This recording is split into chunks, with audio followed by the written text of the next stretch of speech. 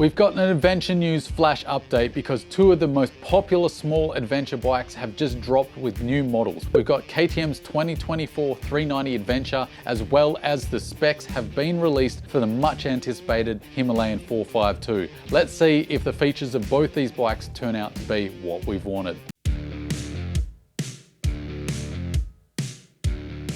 So for 2024, we're getting two separate models. We're getting the base model KTM 390 Adventure. We know everything about that. It's exactly the same as the 2023, except it gets bold new graphics and it also goes back to cast wheels. I don't want to waste any more breath on the base model. That's pretty straightforward. What is exciting though is there's a SW model listed on KTM's website now. It doesn't give us the full information, so KTM are holding their cards close to their chest. It does still give us a few nuggets of information. It's called the SW, so presumably that stands for spoke wheels. This will be the model that keeps the 1917 spoke wheel setup, which will please a whole lot of people.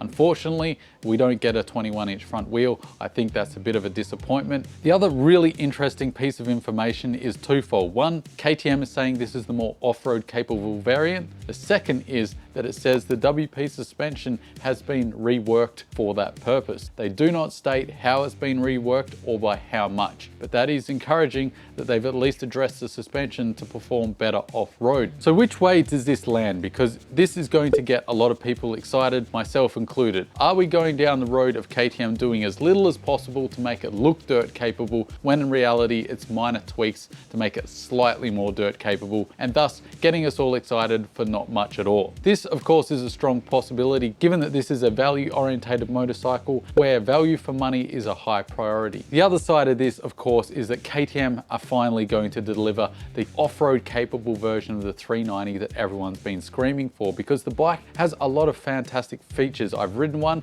I really liked it, but I just didn't think it really had the features to make it off-road capable enough. What it lacked was basically decent long travel suspension with decent clearance and a 21-inch front wheel. Now we know it's not getting the 21, we've got to move past that. But could we be getting that long travel suspension? As KTM said, it is more off-road capable. This is a possibility. I put it as the lesser possibility compared to them taking the easy route, but it is still possible, particularly because KTM haven't released all the details on this bike. Why would you do that unless you're going to drop the mic and really shock people? I would really be excited if KTM have seriously reworked that WP suspension, giving us more travel, more ground clearance, because we already have decent power, decent adventure features, not to mention a weight that is manageable for a small adventure bike, especially when you compare it to the 500X, the upcoming Himalayan 450. Those bikes are nudging 200 kilos, whereas the 390 is sub 180 kilos. Not super lightweight, but definitely significantly lighter than the competition. I've got my fingers crossed. I'm really hoping this is the outcome. I'd give it about a 30% chance and 70% chance that they just do basic upgrades to the WP suspension. I'd love to know what you think. Do you think they should have chucked a 21-inch front wheel on it? Do you like the new graphics? Are you really hoping they're doing a proper off-road capable 390? Chuck your thoughts down below and let me know. Start it up.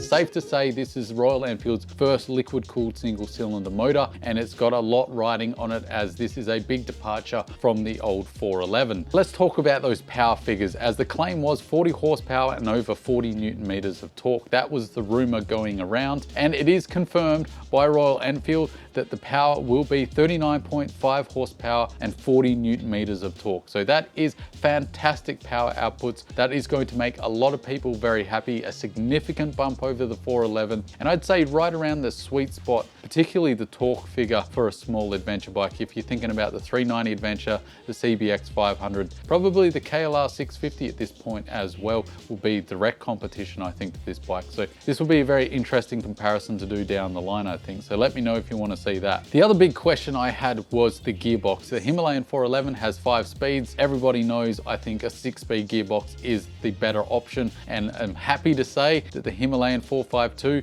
gets that 6-speed gearbox, so double thumbs up there. Sigh of relief from most of you, I think. That's great, great news. We're getting a bigger fuel tank as well, so roughly 17 liters or 4.5 gallons. I love seeing a decently sized tank, especially on adventure bikes. Another really interesting thing that I did not expect to be on this Royal Enfield is ride-by-wire throttle. So what does that mean? It means we can have an electronics package, and that's exactly what we get. So you now get a performance mode and you get an eco mode if you're wanting to save petrol, and you also get 2 modes of ABS. So you get ABS on for front and back, and then you've got an off-road mode which you can turn the ABS off on the rear, much like my CRF 300L. So love to see that feature, being able to turn off the rear ABS for the dirt. The suspension, of course, is improved. We've suspected that for a long time, given the spy photos and Norali's comments on her channel Itchy Boots, which you should check out. The suspension on the 411 was 41 millimeters. It's been beefed up to upside down forks now, and they're 43 millimeters now. So that means the suspension now has 200 millimeters of travel. Of course, it has the all-important 21-inch front wheel and a 17-inch rear wheel, and the seat height is 825 millimeters. But if you're not happy with that seat height, it can be lowered to 805 millimeters, so that is super bum scraping low. And if you're a taller bloke, you can also up that to 845 millimeters.